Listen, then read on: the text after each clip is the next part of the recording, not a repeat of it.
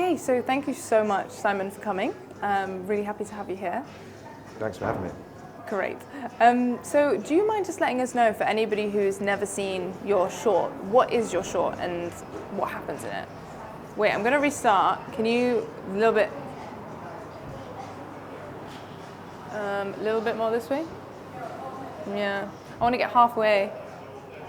Excuse me, where is this reception? Reception? There. No. The Greenwich Theatre.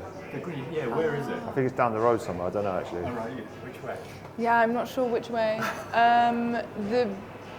Someone will know.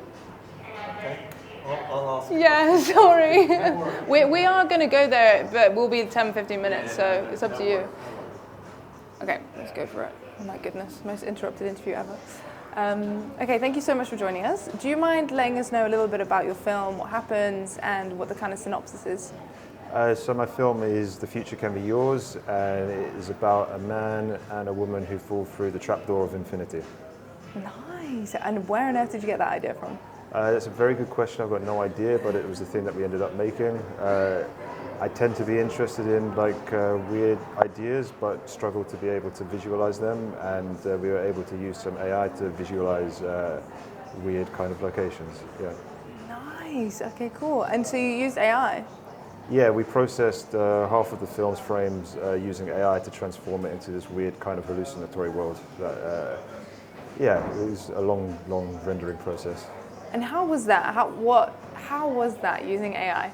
After a while, you kind of are looking at what you're making and going, is the AI trying to talk to me through all of these renders? But I'm not sure if that's a symptom of spending too much time on a computer, or if there is something inside the computer. I like to think that there is, but it's just fun transforming images to see what you can make. We were using, I guess, run-of-the-mill locations, like a train station, and then transforming it into some sort of underworldy type location that we could do very, very quickly and easily with the help of AI. And that was, I guess, one of the most fun parts of it. Oh, okay. And what are your thoughts on, because AI is very scary in the acting world, a lot of actors are afraid of it, a lot of filmmakers are afraid of it, scriptwriters, all of that. What are your thoughts on AI now that you've worked with it? I think that large companies that end up making a suite of software that is going to revolutionize the world is a story we've heard many times before, and usually fails. And a lot of the things that are being made out there have got very, very good marketing, but also don't really deliver on what they say. So you end up with loads of weird kind of renders of I don't know, I can already tell what is an AI film now, because it just doesn't look great. So I don't think there's anything to fear necessarily. What there would be to fear is if you sign your likeness away to some sort of entity to print photographs of you doing things forever and ever and ever. So don't do that. But that's the same as don't do that if you were making a video for a large conglomerate and giving them permission to use your image in whichever way, shape or form that you like. The AI that we used was open source, and we tried to sample artists that are no longer with us, so that there's no kind of issues with copyright and things like that. And I think it's an opportunity for lots of people to make something interesting, but just beware of the men in suits that come and try and bedazzle you to spend 30 quid on runway or something like that. Yeah, oh my gosh. And for everybody who's watched a film, what would you really like them to take away? Was there any aim in that, or were you just creating, seeing what would come of it? The film is a bit of a mirror, so we kind of wrote everything to be as subjective as possible, because nobody cares what I have to say, but if we can kind of tweak the way that people are viewing the film to, I don't know, take something from it, that's kind of what we were after. So trying to create as immersive an experience as possible, but written in such a way that everybody that watches it would be able to take something completely different away from it.